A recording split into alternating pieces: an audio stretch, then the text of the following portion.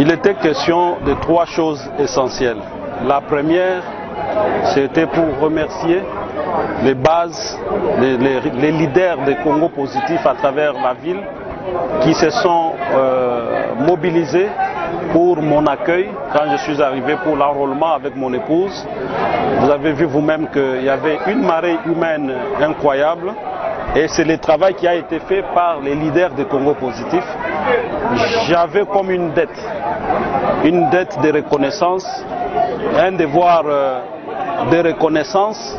Alors il fallait que je remercie ses frères et sœurs, ses camarades, ses leaders qui, chacun dans son quartier, selon le quota qui lui a été réservé par le comité interfédéral, a amené les personnes qu'il fallait, nos militants, qui m'ont accompagné à l'enrôlement. J'en ai profité pour remercier l'ensemble de nos militants à travers la province, parce que même ceux qui n'étaient pas venus pour l'accueil, ils étaient de cœur avec nous. Et donc, j'avais un devoir de remerciement. Il fallait absolument que je dise merci à ses amis, à ses collègues, à ses camarades avec qui nous sommes dans la lutte anti-chômage. La deuxième chose, c'était l'échange de vœux. Vous savez que pour des raisons médicales, je n'étais pas dans la ville, j'étais à Kinshasa.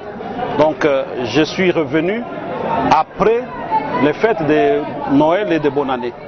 Mais comme nous sommes quand même au début de l'année, il fallait faire l'échange de vœux. Nous avons, dans le cadre de notre parti Congo Positif, à titre symbolique, moi comme président national, avec l'interfédération du Kasaï central, qui représente l'ensemble de nos militants, l'ensemble de nos interfédérations à travers le pays, nous avons échangé des vœux.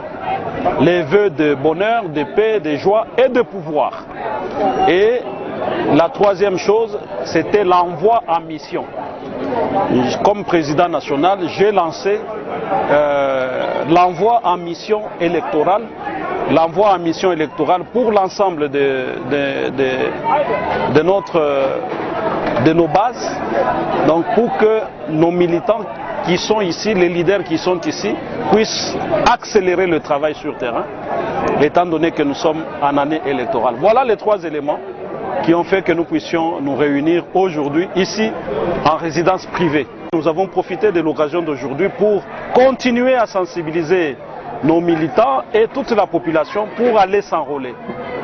Et j'en profite pour dire encore à tous ceux qui traînent encore à la maison, qui n'ont pas encore pris la carte d'électeur, de pouvoir aller prendre la carte. Mais la CENI aussi doit être juste. Dans l'ère opérationnelle 1, ils ont donné 25 jours de prolongation.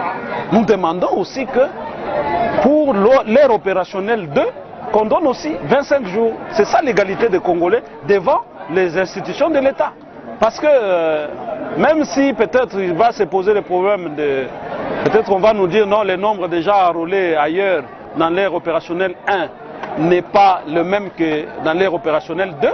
Mais nous sommes tous Congolais. Quand on donne 25 jours dans l'ère opérationnelle 1, on doit aussi donner 25 jours dans l'ère opérationnelle 2. Les centres kassaïens savent que nous avons un défi, c'est de faire en sorte que le président Félix-Antoine Tshisekedi Tshilombo puisse avoir une majorité à l'Assemblée nationale. Les centres kassaïens savent que nous avons, tous les Kasaï a été défavorisés depuis 2006. Et que maintenant qu'il y a la justice, n'est-ce pas, que nous puissions nous aussi enrôler suffisamment et augmenter, accroître le nombre de sièges dans notre juridiction. Donc ça, ce n'est pas un problème.